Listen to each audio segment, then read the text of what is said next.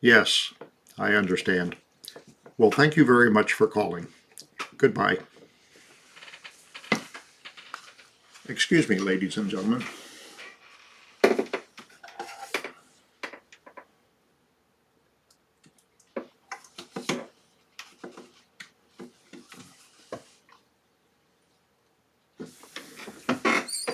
I want to keep the headset plugged in because you never know when you're going to get another call or how long it's going to last. Hello, thank you for watching. My name is Lloyd Dearness. I am a cybersecurity consultant with Copper River Enterprise Services. Copper River is a federally recognized Alaskan Native tribal-owned entity.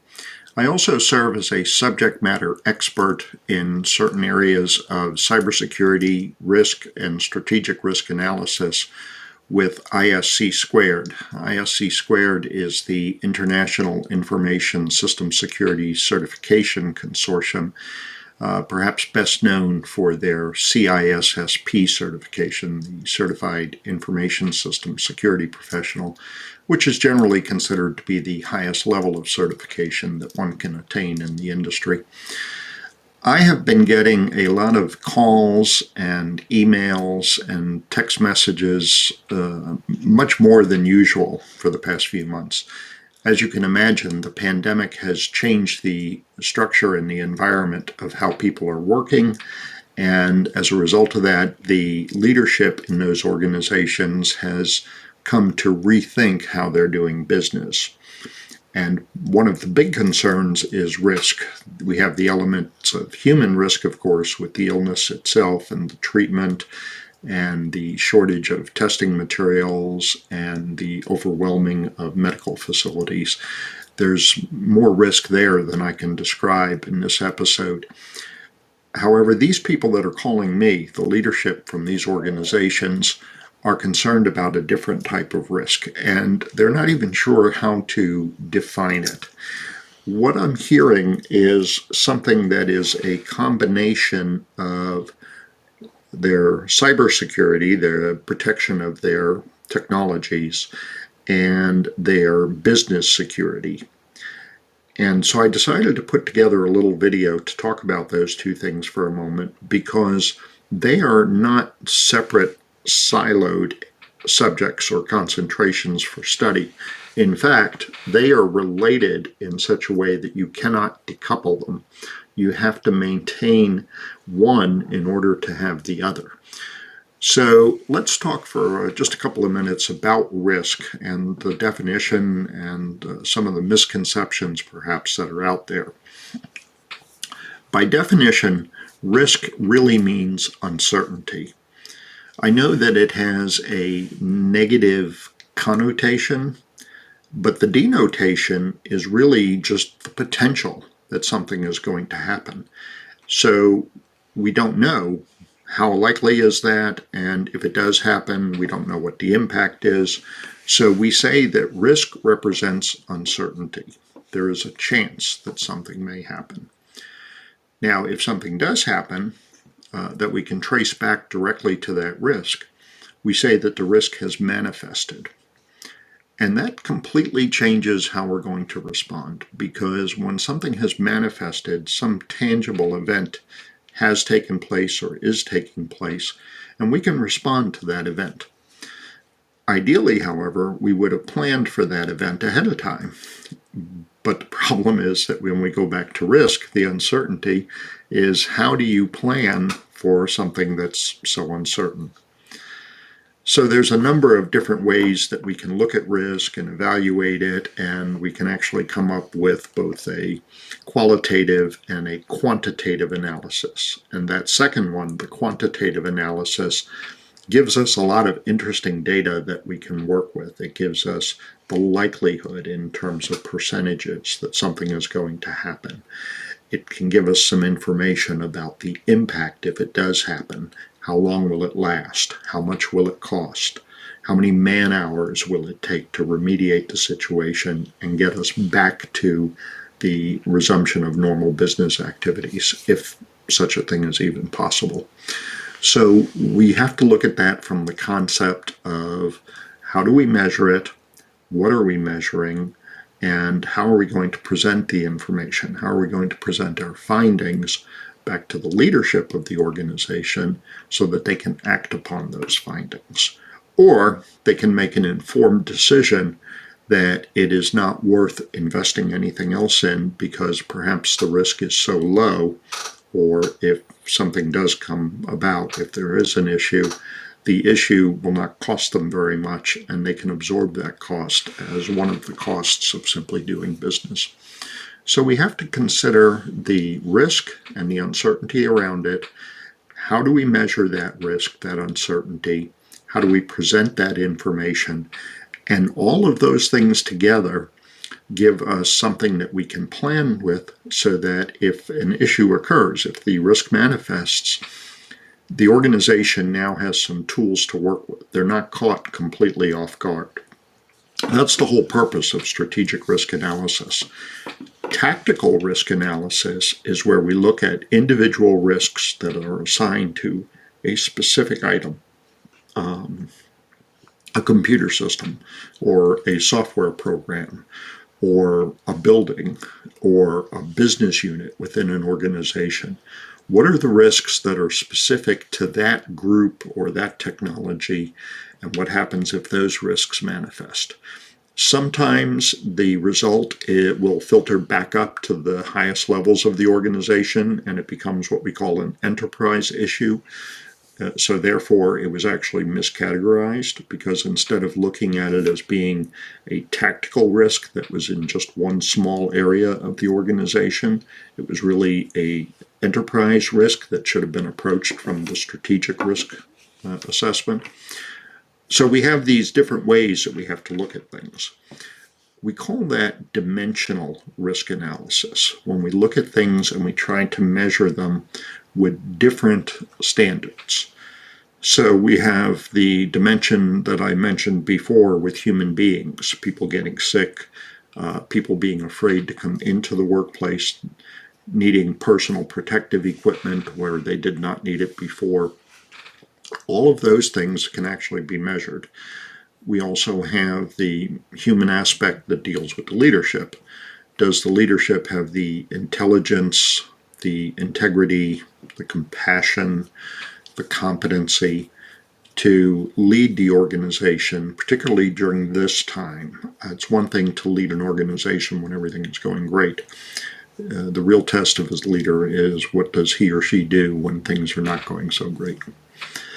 We also have the financial dimension, because obviously everything costs money. How much money can the organization invest in things, particularly when it comes to risk? How much money does the organization want to invest in risk assessments and risk analysis? That's a thorny question, and the answer, unfortunately, very often is that they don't really want to do that because they don't quite understand how it's done. They don't really believe that it's possible. But that's a conversation for a different day. Then we have the dimension of time. All this stuff takes time to do. Do we have the time? Do we have the resources that can devote the time to it? Are they being pulled in a million different directions? Education, training, knowledge. How do we get that knowledge and that training to the people who need it? Very often with that, we are looking at a situation where the knowledge may exist in the organization, and it's called just that, organizational knowledge or institutional knowledge. I've heard it called tribal knowledge. In all cases, it's mostly knowledge that's up here. It is tacit knowledge. It's not written down anywhere, or if it was written down once, it was a long time ago and it hasn't been updated. But somebody up here has this information that says, oh yeah, it says do A, B, and C, but you don't really do step B anymore because the system that used to do step B is gone now. It's been replaced by something else or whatever. So that kind of information about what was explicit at one time but is no longer valid is tacit information as well, and all of that needs to be captured. Then there is the existing tacit information, the explicit information for whatever it's worth. And how is that information captured? Where is it? How accessible is it when you need it? The famous stories about people who had a really good disaster preparedness plan or a disaster recovery and response plan, or they had a contingency plan. And where was that plan? Well, it was kept on a computer someplace. And then when the power failed and all the computer systems went down, they couldn't get to it. There was no hard copy that had ever been printed out. So, yeah, you have to think about those kind of things as to not only making sure that you have the right knowledge that's been made explicit, but that it is accessible at the point in time that people really need it. Then you want to look at what we call the future dimension, which is, of course, the unknown again. And you can't predict the future, of course. But you can kind of look around and think about circumstances and connect the dots and give yourself an idea of where things are going. I'll give you a very personal experience from my life. I have admittedly had a very bad habit when it came to the foods that I ate, the stress that I allowed myself to endure, the hours that I worked. Basically, I did everything wrong. So, of course, it catches up with you after a while. And in my case, it was catching up with my heart. So I had a close call last summer with my heart, ended up in the hospital, found out that I had, in fact, had a heart attack, although that had happened sometime previous to that hospitalization. Found out that I needed some stents put in because I had severe arterial blockage. Had months and months of rehabilitation, had to completely change my life, change my diet, my eating, my sleeping habits, everything had to change, and lose weight, and I did. Well, people say, well, you couldn't have foreseen that you were going to end up in the hospital. Actually, that's not true. The path that I was on, I was doing all the wrong things, and I knew I was doing all the wrong things. So it was just a matter of time until it caught up with me. There's no guarantee. Like with any other risk, when the impact hits, we don't really know how big the impact is going to be. According to the doctors, I dodged a bullet with this one. I was very, very close to having a massive coronary that would have killed me. So I knew on one level that I was on this path and I needed to change. So I knew that that was probably in my future, that there was actually more than a little likelihood, a high likelihood, if I kept going in this direction, that this would be the situation I would end up with. So I couldn't predict the future. I couldn't say when it was going to happen or how bad it was going to be. But the likelihood of it happening was something that I definitely could have foreseen. And it's the same thing with organizations. It's the same thing with technologies.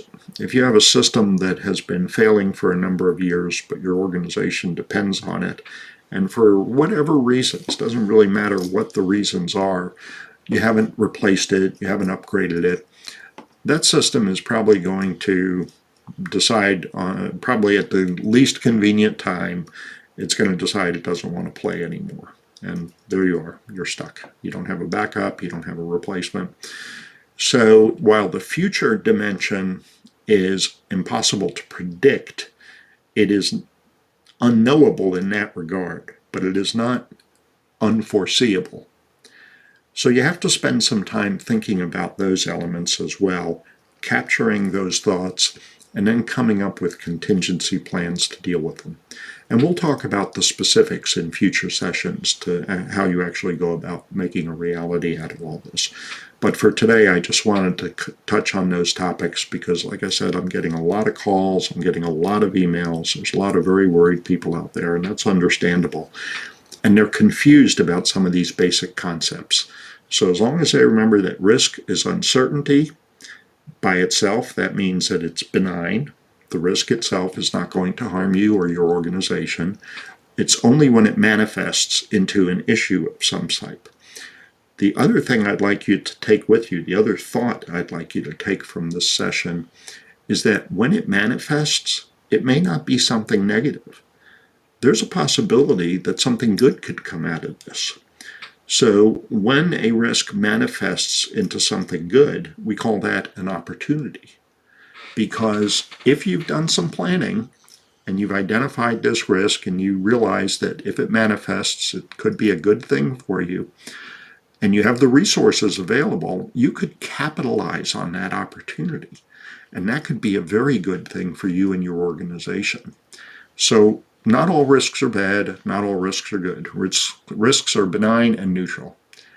When they happen, when they manifest, then you have something that you can consider as good or bad, or maybe both. Maybe a little good, a little bad, and by the time you're all done, it comes out in the wash and there really hasn't been an impact on your organization one way or another. So that's the thing that I would like you to think about today. Keep that in the back of your mind, and we'll follow up with the next session. Thank you very much.